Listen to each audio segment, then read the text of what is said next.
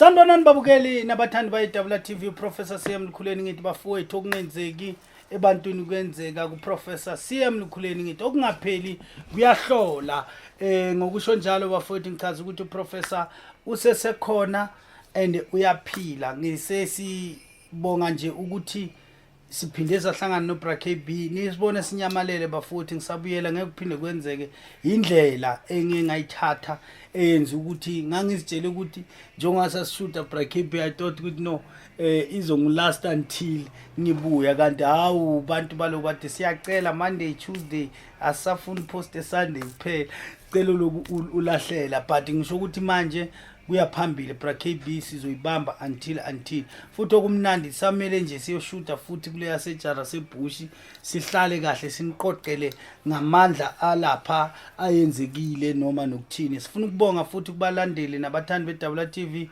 bonke abazihluphile ukuzolungisa izinto zabo BraKB nalabo engezanga ukuzokulungisa asazi ukuthi bahlale kuphi but ngibonga abantu abangilandelayo nokungilalela ezinyanga BraKB into ebalekile ngifuna ukuthi before ungene uma ungangilaleli ezinyanga yakho ungalaleli iguidance maybe ka BraKB because indoda enginayo efundile futhi ezintweni zami eyahlala phansi yaziphi isikhathi ikhathalela umuntu umuntu wakithi uyahlupha omnyama ngani ngoba ufuna ngasikhathi omfuna ngaso akufuna ngaso KB uze azame amanamba amaningi namaningi agcine askenywa maqeda ukuskenywa phinda afuna ukublame thina ukuthi no ngeke ngakufonela kule number uzange wabamba manje wabamba le engasebenzi kanza kusiyiki sotholela labo mashaya bamnokhe ajika cha asibeni patient bantu bakaNkulunkulu nakuphi naseyibhedlela ufike manje uthola usizo uyikele ulinde ku queue uyobona udoctor mawusuka ku doctor thatha udoctor nohambe chemist uyofuna imithi uyobamba enye queue ufike hayi ukuthi BraKB usuka linde wena noma nami ngisuka ngilinde wena ukuthi ngizosiza wena uyiwedwa no BraKB naye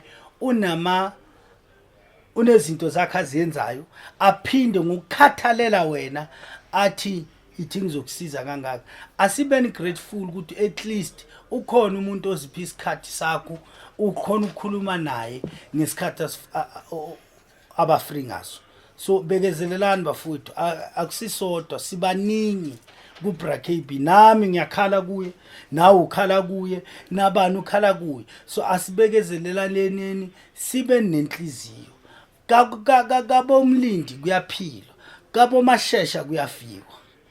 Sawonga, Prof. Okay, something that came up after special Sasebush and something that has been coming up, and I think maybe now ngifuna le topic clarify kahle so that there's no confusion. A lot of people will ask nama one-on-one bayambuza ukuthi man okay ngizohamba ngiyolanda lento le izohlala kuphi kahle ini today ngifuna ukuthi si clarify lento beyond any doubt ukuthi ini hlala kuphi. So people will say ukuthi it's me and my girlfriend. You touch spoke. Where do I put spoke? Hey, BraKB, ngifuna my boys. Should I take them to my yard? So I just want us to focus just on four things. Ukuthi ini hlala kuphi. Ngifuna siqale ngumuthi nje omustrong. Where can you put umuthi ostrong? Sengicashile ngiserumini ngubeka kuphi if nginendlu ngubeka kuphi. Siyabonga BraKB 1 umuthi remember is muthi uyadinga ukuthi uzilele 2 uyadinga ukuthi ubeke la ungeke uthintane nawe ucede ukwenza ucansi so uyafuneka ukuthi asithi ngine local eyami ilocal ngikwazi ukuvula ngivale ngikhiye yila ngikwazi ukufaka khona local yami ngibeka into zami zani zokunyanga babo it's not ukuthi mangihlala in one room I can't use medicine uyakwazi ukusebenzisa umuthi ku one room ngoba asithi ngicashile ngicashile mangicashile ngiyaloya emsebenzini sokusho ukuthi ufuna ngilinde ngibuye ekhaya ngani ngisebenzisa izinto no uyakhona ukuyenza lokho but remember if ubeka umuthi wakho ngeke ucede ukupapatha ugijime ubamba umuthi wakho you need first to refresh wash yourself afterwards you can touch your medicine and start using it. But can I put it in the open or should I lock it in the closet? You must lock it. Something you put and it close. Okay. Not, you can't just put there and then say "Hlala mutwang." Okay. All right. It's spoke. Spoken is better. Ispoko kukabili bra KB. That's why siye sithanda ukuthi ipoko mostata ungathola iodrop. That odrop kungabi nempahla ngaphakathi. Usifakele kube yindlu yaso leyo. And then uwazi ukuthi uyovula indlu yaso usifake ngaphakathi ukhulume naso silapho phakathi ku wardrobe. Ngoba if ever uyosibeka phansi or uyosibeka eroomini la, shishuthi le room le isi owner ile sipoko nawe. Akuona umunye umuntu. But if it's an wardrobe, you can put inside and close and lock. It's better there. Uyazi ukuthi mina I'm owning this. So isipoko sihlupha ngaloko sifuna uku-owner. Okay. So you can't take isipuku ozosifaka eroomini eyi-1 and then usibeke lapha phansi, maybe indlu yaso uyibeke lapha phansi, which means you say this is my room. So yiso esicontroller le room yaso, le room osuku kuyo, and then ukwazi ukuthi ngeke ushaye uyi-1 naso sizoshaya. Okay. All right. Sometimes, okay, I always say, like, especially for my one-on-ones, there are certain types of people as far. As fun, yes, that's what I'm saying. So, I mean, I tell people don't put it in your room. Whether it's in a closet or not, put it in a different room, or if you have an outside room, put it there. If you have a pool room, put it there. If you have but for others, it's fine. But no, I KB, maybe you get me wrong. Which I thought you asked me question one by one. So as I'm saying, no, if sine ipogo ezi 5, 2, 3, angeke uhlale namadoda ayi5 endlini e1. Ngeke uhlale nabafazi abayi5 endlini e1. Ufune komunye vela ahlale kwendlu yakhe, nomunye ahlale endlini yakhe, because if sizohlala sonke la sizocabana. So ipogo lezi ziyahluka. Ngeke ngithi ipogo lezi ezi5 zihlale or zi3 ngeke zihlale eroomini e1, because remember we were 2. Now safuna girlfriend, safuna indoda. We understand ukuthi mangithi. No, I was just saying in terms of, for example, if fishermen you is can't, too strong. you can't put exactly. fishermen in the same room. So that's why we show yes, different room yes. enye or hire a room somewhere else and then put your things there, and then you go and speak, you go back home, you go and speak, you go back home, you do the ritual there, and then you go back home, and then your things will work properly. Okay, my guys, I'm a boys. Okay, before you answer, I always tell my one-on-ones, if unama boys, don't ever take them to a church. That's me advising my one-on-ones. Get a different place. Put Ama Boys lapo, don't bring them there. The only time Ama Boys should be coming to your home is if you are in danger and they are there to protect you. But other than that, everything else was a yenza, somewhere in a different room, wherever. I know good sometimes I jump the gun, but utini when I'm part.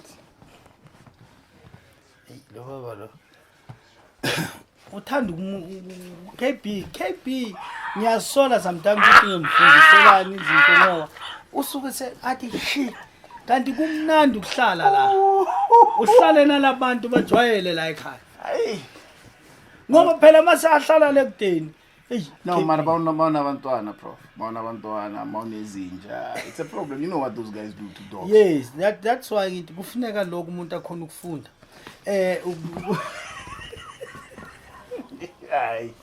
oh hey, I'm not putting my people in danger. No, truly speaking, like these boys engibuya nabo manje vele don't take them home because uzokhala ezingisho ngithi shakwa sana ayicolile shakwa sana ayidudula zwapho. So ngisho ukuthi nawe uthi mina ngiyindoda uzoshala mama zishaya nawe.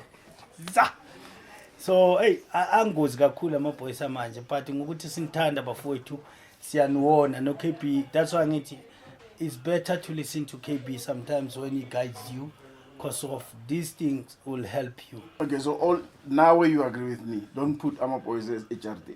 Find a room, find the loner, and then you can communicate with them. Number one. All right. Okay. Cool. And then with regards to Elon, inyoka. Inyoka ngifuna ukuyikhulumela and ama-one-on-ones they know ukuthi I rarely take ama-case inyoka. Like abantu abakhuthayo kunyoka they are few, they are less than 10. Ngicela wena ukhulume. Mangiphethe inyoka ihlala kuphi ngiyibeka kuphi? Inyoka ayifuni umsindo one. That is why inyoka ibalekile iyafana nezipoko. Inyoka ifuna isineke la izokhona ukubona wena ayifuni ukubona isiphithiphithi. So inyoka you rather have your own place that is not city or nestand ufike ushayele khona kuyakhe kube kuhle ufike usithathe isithwalo sibeka lapho. Simple. But ifuna wena. Ifuna wena. I was about to say ukuthi ifuna wena. Loba to inyoka. It will love you if we begin. Look, with inyoka, let me just say this.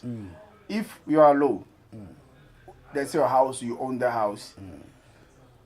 In fact, I would even recommend put it in the bedroom, lapola la corner, or whatever. But if you know me, bad idea. Bad idea. And it will always try to convince you what is the endly. But I don't want to talk about that because just know what you're dealing with a very tricky individual. That's why I'm using you. Garden of Eden, emotional in your. Okay, thank you. Prof, see you guys on the next segment. Thank you. Before to siyabonga kakhulu sibonga umusa ukuthi elidah we end up opening ngamanye amagama ngichaza ukuthi full of my details you'll get it from tomorrow. KB and I will be there around 7 o'clock at Lidah to finish up direction wise everything and then you'll get it. But Lidah is opening on the 28th, 29th of October and 30. We'll be launching that branch. Registration is just 1.5. If Prakeb you can put this one today, I would be grateful. I love you guys. Please continue to subscribe to Soho TV and Dabla TV. All notification. Stay alert. There are people who are waiting to eat your money. So please, if you don't find me on this 081 809 2820, please call Prakeb on his number. He will give you the right direction to come and see me. Thank you.